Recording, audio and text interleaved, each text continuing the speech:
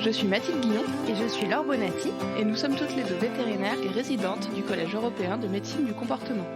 Bienvenue sur Vétologie, le premier podcast francophone consacré à l'éthologie vétérinaire. Il y a un problème récurrent en clinique vétérinaire, c'est le chien agressif en consultation. Et comme on a déjà sorti un épisode sur le sujet du chat agressif, on s'est dit que son équivalent canin serait le bienvenu. Et en plus, tout récemment, j'ai vu en consultation un beagle qui, suite à une visite pourtant banale, est devenu totalement agressif chez le vétérinaire, au point de devoir être sédaté pour être examiné. En dehors de cette phobie du vétérinaire, ce chien se comportait totalement normalement et ne présentait pas de comportement d'agression dans d'autres contextes. Mais sur la table du véto, il avait appris qu'on pouvait avoir très mal et ou très peur. Et il avait décidé de tout faire pour éviter ces situations. Et être agressif, c'est un très bon moyen d'avoir la paix. Dans cette histoire, véto et propriétaire sont totalement désemparés et ne savent pas trop comment réagir. C'est clair que ce sont des situations vraiment difficiles à gérer. En fait, ce qu'on voudrait surtout expliquer dans cet épisode, c'est qu'il y a plein de choses à faire avant que la situation ne dégénère. On va d'ailleurs plutôt parler de prévention dans la suite. Oui, parce qu'une fois que le chien est agressif, on vous l'a un petit peu dit en intro, c'est beaucoup plus compliqué à prendre en charge. En gros, on va avoir affaire à plusieurs cas. Le premier, c'est celui du chien qui arrive relativement neutre à la clinique, ou en tout cas sans émotion négative importante. Là, l'idée, ça va être de créer justement le moins d'émotions négatives possible, et donc de placer le chien dans un état émotionnel plutôt positif. Et c'est probablement la chose la plus facile et la plus agréable à faire. On va distribuer des récompenses ou jouer avec le chien pour l'aider le plus possible à se détendre. Ça peut être fait par tout le monde, les vétérinaires, les ASV et bien sûr les propriétaires du chien. L'idée, c'est vraiment de montrer au chien qu'il peut avoir une expérience positive à la clinique. On va aussi devoir être vigilant dès ce moment-là aux signes de stress et de peur émis par le chien. On ne va pas gérer de la même manière un chien qui arrive un peu inquiet à la clinique. Alors, pour reconnaître un chien stressé, on va guetter les signes suivants. On va avoir affaire à un animal qui va avoir les traits tirés, qui va halter, bâiller, avoir une posture corporelle globalement tendue. Ça, ce sont des signes de stress.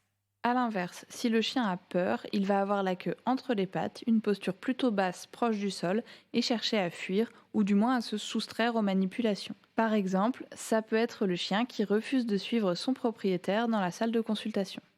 La peur et le stress sont deux émotions bien distinctes. Mais en gros, ce qu'il faut retenir, c'est qu'un chien stressé peut faire le choix d'agresser pour résoudre son problème, tout comme un chien apeuré qui ne peut pas fuir. Donc, qu'il s'agisse des signaux de stress ou de peur, les deux doivent être vus comme des signaux d'alerte, potentiellement précurseurs à une agression. Laure, je pense qu'on peut revenir un peu sur ce qu'est l'agression. L'agression, c'est un comportement qui vise à mettre à distance pour se protéger soi ou protéger une ressource. C'est un comportement qui apparaît dans un contexte donné avec un protagoniste donné. Ce n'est donc pas surprenant qu'un chien agressif ne le soit qu'avec le vétérinaire. Tout est fonction de sa relation avec lui. La relation, on en a déjà parlé, elle est construite sur la somme des interactions positives et négatives entre le chien et la personne. Elle se fonde aussi sur des apprentissages.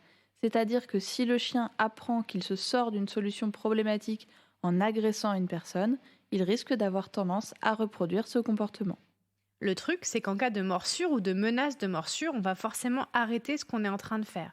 Ça veut dire que l'agression est quelque part récompensée, car elle permet au chien d'atteindre son but.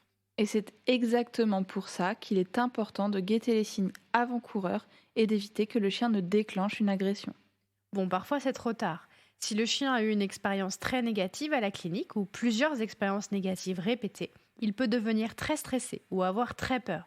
Et souvent, il va alors se mettre à refuser les récompenses et à ne plus vouloir interagir avec son environnement. Oui, Laure, et c'est là qu'il devient difficile de le sortir de cette spirale. En gros, le chien arrive dans un état émotionnel négatif à la clinique, on est obligé donc de le contraindre et on augmente alors son niveau de stress ou de peur. C'est là que des agressions risquent d'apparaître. L'enjeu va alors être de chercher à améliorer cet état émotionnel.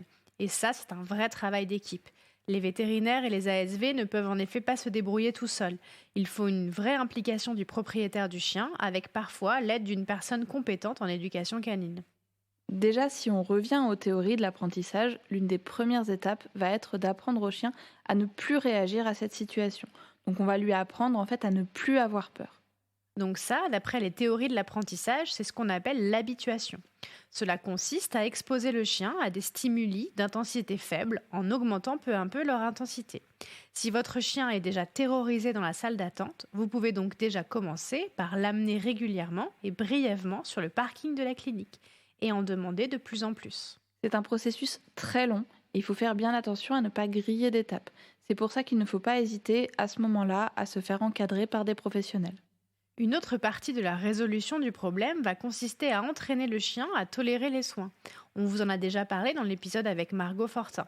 L'idée, c'est d'augmenter le contrôle de la situation par le chien et de l'aider à percevoir le moment comme positif. À nouveau, ça c'est un apprentissage très progressif et pour lequel il ne faut pas hésiter à se faire encadrer. D'ailleurs, ce sont aussi des apprentissages que l'on peut mettre en place sur des chiens n'ayant pas vraiment de problème avec les soins. Ce sera toujours utile pour des consultations futures et ça améliorera globalement le niveau de bien-être du chien. Et ça évite d'en arriver à des difficultés trop importantes. Parce qu'on l'a dit et on le redira, mais pour éviter que le chien ne devienne ingérable en clinique vétérinaire, presque tout repose sur la prévention. Vouloir agir sur un chien déjà agressif, c'est bien plus long et cela demande beaucoup de travail. Et c'est tellement plus satisfaisant d'avoir des chiens contents de venir à la clinique. Un autre point dont on n'a pas parlé du tout, ce sont les facteurs extérieurs à la clinique. On en a déjà parlé dans un autre épisode, mais la douleur va majorer l'agressivité. Donc il est important de gérer correctement une douleur chronique ou de considérer différemment un animal qui arrive à la clinique déjà douloureux. De la même manière, un chien en état de frustration, dont les besoins ne seraient pas pleinement satisfaits, peut être aussi plus agressif. C'est une excellente raison de proposer une bonne promenade en liberté au chien juste avant une consultation par exemple. L'éducation que reçoit votre chien au quotidien joue aussi un rôle. Si votre chien reçoit une éducation plutôt positive, basée donc sur l'utilisation de la récompense, il sera alors plus optimiste sur ses relations avec les humains en général et donc moins enclin à agresser de manière générale. A l'inverse, l'utilisation d'outils coercitifs comme le collier électrique va majorer le risque d'agression dans la vie de tous les jours et donc aussi à la clinique. Au fait, Laure, le beagle dont tu parlais au début, il est devenu quoi ? Tout n'est pas encore gagné pour lui. Il est retourné à la clinique pour son vaccin avec un médicament en amont pour limiter ses peurs, mais malheureusement, on s'y attendait, ça n'a pas été suffisant. Il a quand même été agressif. Mais sa vétérinaire a été patiente et compréhensive et elle a cherché à donner des émotions positives au chien une fois l'injection réalisée, notamment en lui donnant plein de friandises.